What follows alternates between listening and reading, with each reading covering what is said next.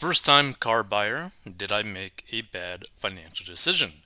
29-year-old, $88,000 annual salary, $1,131 in rent in Bay Area, California, had a 2003 Honda Accord V6 that I bought for college for a little under $7,000 with 130,000 miles. Had it for 8 years now with 250,000 miles. The Honda was getting old, so I needed a new car. The engine recently been leaking oil, causing a burning smell. The AC heater also stopped working 2 years ago, and the passenger window stopped working. The Honda was not traded in. Yesterday, I financed a 2024 Subaru Impreza Sport for about $35,000. 32,000 plus additional 4-year warranty. Out the door at 6.9% with 10K down, $471 for monthly payments for 66 months. Hold on. How many years is 66 months? Hold on. Tools, calculator. 66 months divided by 12. 5.5 years. Oof. Oof. That's horrible. This is my first big girl purchase, and I'm feeling some buyer's remorse and losing sleep over this. I feel like I could have done a whole lot better with prices. I tried to haggle but ended up just accepting what was offered. I have no idea what kind of emoji face that is. It's like a frustrated emoji face, like kind of thing. After experiencing this, I feel like I went into it super naive and too nice. I know that I can't undo or return the car, but any suggestions on how I can make the situation a little bit better besides refinancing? For example, is it worth trading, selling it later? Is it better to just keep it and pay it off in the long run? Did anyone get a lower out the door price, etc.? Any suggestions help. I do like the car as it has everything I want, but I can't help but feel like it wasn't the best financial decision. Edit, thank you for everyone who's been chiming in. Blah, blah, blah, blah. Okay, yeah, so let's check this out. So the reality is, obviously, yes, this is like a bad financial choice that this individual went into for many reasons. And let's break it down, right? One, this individual bought a brand new car when they really didn't have the money for it. Two, they got extended like warranty, which is basically the car company's way of actually making money and just like milking you for everything that you have. She had a horrible interest rate at 6.9%, right? She's having to pay a debt for almost 6 years, right? And basically, she knows that she bought too much car and probably got sold a car that was like marked up, and she knows it, which is, why she's feeling that remorse and all that kind of stuff, right? But here's the thing that people need to understand. Like, technically speaking, right? Spending $35,000 on a car when you're making $88,000 is not completely out of line. Like, typically the general rule of thumb when it comes to how much car can you really afford to have based off your salary is typically about 50%. But the reality is no one should really be at that. But that's basically like the maximum before you get car poor. Where literally the car is causing you to become poor, right? So $88,000 divided by 2 is about 44, well, it is $44,000. So technically it's under the 50% range. That being said, it's still not great, right? So to put it into perspective, so $35,000 divided by 88. It is like basically this car is at like 39.7% of her annual income. So she's kind of like spreading herself pretty thin. And obviously, she couldn't really afford this car because she put money as like a down payment but nothing else. Like she didn't just like buy this car outright, meaning she didn't have the money, which means that technically speaking it's too expensive for her. Like if you don't have the money to buy the car, don't buy the car because you don't want to be paying a really bad interest rate on a car that is going to go down in value. Like, and here's the thing, right? Personally, I am very against debt. I try to push people always to like get out of debt and stay out of debt, but I'm not technically against using debt to make money, right? Like, but it has to actually make sense. Getting into debt to buy things that will 100% go down in value just blatantly doesn't make sense, right? Like if she were to put like a down payment onto like a condo or like a home and rented it out, okay, I can like understand that a lot more, but like doing this with the car, not great. That's why like anytime it deals with like car purchases, I really prefer people to just buy the cars outright so that one, they could just burn that money like out of their mind, like they don't got to think about it ever again, right? Because like imagine you buy a car that you know you can't really afford, and then it starts getting like bumps and scratches, a tire blows out, something goes wrong with it, someone dings it, someone hits it, right? Or in my case, deers just jump into the car, right? Like you're gonna feel pretty bad if you spent too much on a car that you can't really afford and something bad happens to it due to no fault of your own. So it's a pretty sad thing. So yeah, if you do go and try to go and buy a car, make sure that you can buy the car in cash. And honestly, probably don't even deal with like car salesmen because they're going to try to just milk you for everything. And especially their finance department will try to say pretty much sweet words to you to convince you that you're getting like all these like bells and whistles if you sign this like warranty thing, this extended warranty thing for the car. But really, it's just like one big financial scam against you. Because what people need to understand when it comes to like any form of insurance, especially car insurance or warranties, because that's basically all it is.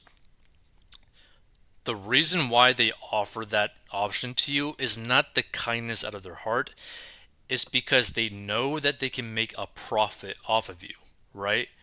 Because it's all done by like statistics where like they know, okay, if we sign up a certain amount of people like for like however many years on this warranties and whatnot kind of stuff, we could probably end up making this amount of profit. And so do this enough times, we're going to make a good return, right? Like it's just like a numbers game to them, and they don't really view you as like a person. They just view you as like another notch on the scoreboard, because the more notches on like, oh yeah, getting the warranty, that means like, oh yeah, we're making actually some good money. Like so, just it's just something to think about. Like the warranties, there's pretty much no reason for it, especially if you got car insurance. Like, what's the like? Think about it. What is the point of paying two different insurances that serve basically the same purpose, right? It doesn't really make sense. Because in most states you legally have to have car insurance, which will pretty much cover anything that goes wrong with the car or that might end up happening to the car due to no fault of your own. Like, the road hazards, all that kind of stuff, hail, rock chips, windshield breaks, all that kind of stuff. So there's really no point into buying an extended warranty.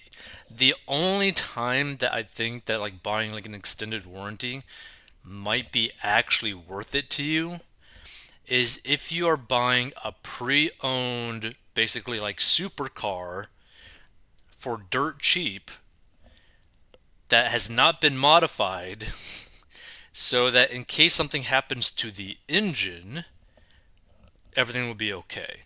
That's the only time that I could see where that would make sense. And the reason why I say that is because depending on like the supercar that you get, the engine itself might actually be more expensive than the purchase price of the actual car, or be like 60% of what you spent on buying that pre-owned car, which is usually not the case for like just buying used cars in general, but I'm talking specifically for like pre-owned supercars. Like for example, I saw a video of a guy who bought like an old McLaren MP12C or something. Like it was like the very first McLaren, like one of the very first like production model McLarens, which looked pretty nice. But the problem is with those specific McLarens, they had a lot of engine issues. So when the guy bought it, he bought it for like I don't know, like 50% of the original MSRP, so super dirt cheap. But these engines were so expensive to fix, so he bought it only because the person that he bought it from had an extended warranty attached to that car. So technically, this new buyer bought the car that came with this extended warranty just in case something happened. And basically, like a month or like 2 months later, the guy's engine, the one that just bought it, blew up. Like the engine completely just basically exploded, and it was able to get fixed, but like basically like it went completely kaput. So it's like one of those like really rare situations where having an extended warranty makes sense. But for like these everyday cars, these normal cars, like a brand new car, really doesn't make sense. A pre-owned one, maybe, depending on the model, how expensive it is. But like you're buying a brand new car that already has a warranty on it. Because that's something to think about it too, right? A lot of these cars that you buy brand new from the dealership, like these 2023, 2024 models, they already come with like a minimum warranty, right? I think it's up to like depending on the model and whatnot, can be anywhere from like 50,000 miles to like 100,000 miles, or like 5 years to 10 years of basically if something happens to like the powertrain or engine, they will repair it, right? Like they already have that included because it's pretty much not going to happen. So it's just something to think about. But yes, this person did make a bad financial choice in buying this car. So let's see some of these comments. So once you buy a new vehicle, the way to get the most bang for your buck is to have the regular maintenance done and drive it until the wheels fall off. If you can get 200k plus miles out of the Subaru in the long run, it wasn't a bad decision. Enjoy your new set of wheels. Like in the long run, it's not that big of a deal, but the reality is it's the opportunity cost. And what I mean by that, she bought something that is going down in value every single time that she uses it. Every single day that she doesn't even touch it is going down in value.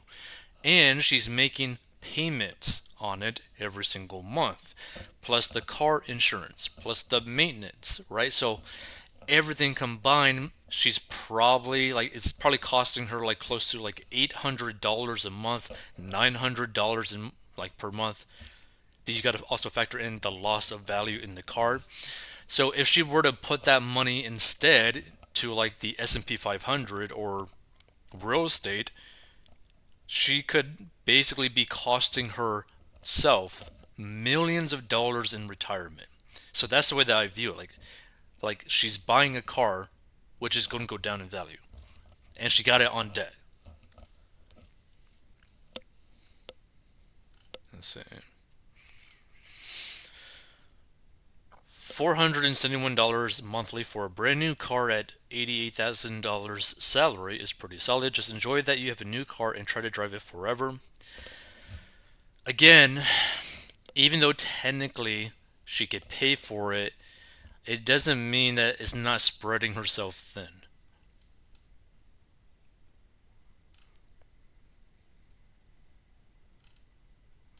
Let's see.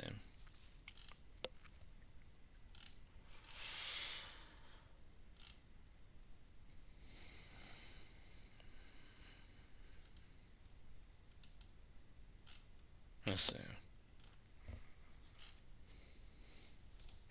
Extended warranties are generally not worth it. You may be able to cancel that, throw 1 to 200 per month into a high yield savings account. By the time your actual warranty expires, you'll have a pretty decent amount to cover repairs, and by the time your drivetrain warranty, usually longer than the bumper to bumper, expires, you'll have somewhere between 6 and 12 grand. Difference is if you don't need hugely expensive repairs, you keep the money.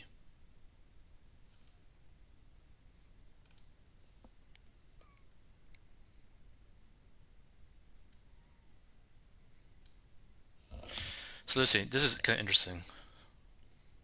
So this person says car salespeople are decent at their jobs. So this person says, I used to work in sales. We can be very convincing, man. I had people pulling out their credit cards, handing them to me all the time. Like they were extremely confused, almost didn't even want the product, but handed their cards over like nothing. I'm still baffled by it to this day. The ability to convince people to do things they know isn't right. Man, I loved working in Hollywood. Eesh.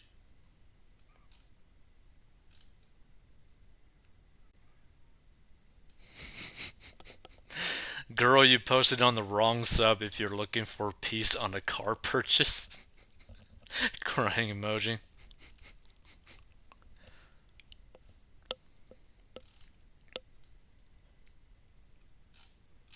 Hmm.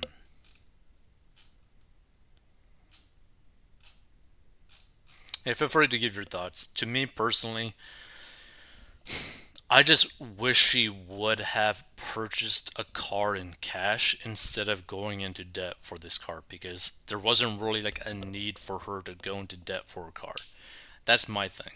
But the thing is, like, there's so many people who go into debt for cars that like it's so the norm. Like, I think like the average car payment nowadays is over $700. So if you compare that to what she's doing, it's a lot better.